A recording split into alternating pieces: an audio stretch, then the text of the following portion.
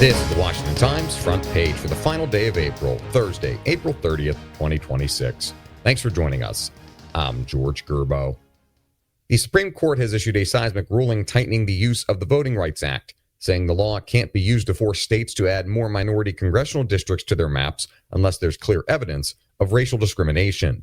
Stephen Dinan and Mary McHugh Bell report Justice Samuel Alito, writing for the 6-3 majority, said the 1965 law had come to be used cynically to force states to add more Democrat-friendly minority districts under the guise of protecting minority voters.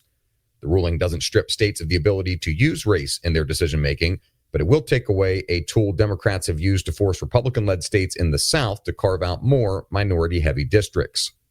The ruling strikes down Louisiana's current congressional map, which includes 2 majority black districts. The state had been forced to draw that map at the orders of a federal judge who ruled the previous map with just 1 black district wasn't favorable enough to the state's black voters. Louisiana now has the power to replace its current map with a 4-2 Republican majority, with one that gives Republicans a 5-1 advantage. Following that ruling, the Pelican State is debating whether that could happen in time for the November elections. The Voting Rights Act was enacted to counter active discrimination against minority voters, particularly black voters, including giving voters legal avenues to challenge election procedures. It was enacted at a time when party and race weren't so closely intertwined. A hearing that was supposed to be about the Pentagon's budget turned into a shouting match about the Iran war as Defense Secretary Pete Hegseth appeared before the House Armed Services Committee. In his first congressional appearance since the beginning of the war, Mike Glenn reports Hegseth said Capitol Hill politicians were the military's greatest hurdle. Democrats pressed Hegseth and Joint Chiefs of Staff Chairman General Dan Kane about the cost of the war, munitions shortages, the mistaken bombing of a school, and the conflict's effects on gas prices. Pentagon Controller Jules Hurst told Washington Representative Adam Smith, the committee's ranking member, that the price tag of the war is estimated at $25 billion so far.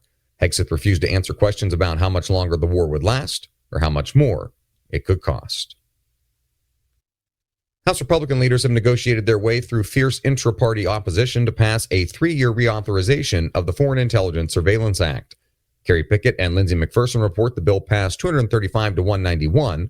22 Republicans voted in opposition, but 42 Democrats supported the bill. The Senate is discussing sending the House back a short-term FISA extension to buy more time for negotiations that have already run past the initial deadline. The House will likely pass the short-term extension, but Republican leaders there aren't positive about passing a long-term FISA reauthorization after this compromise.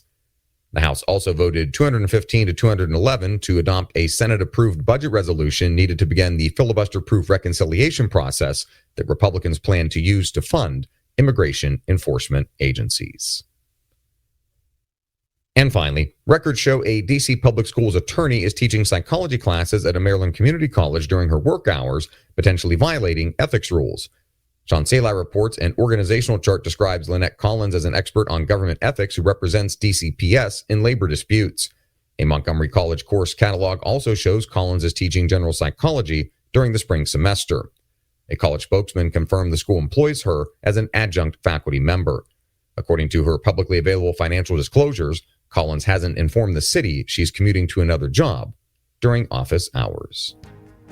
Find all today's front page stories at WashingtonTimes.com/front page or on the Washington Times app, and find us wherever you get your podcasts. You can also find us on social media at Wash Times for breaking news, sports, commentary, and more. The Washington Times.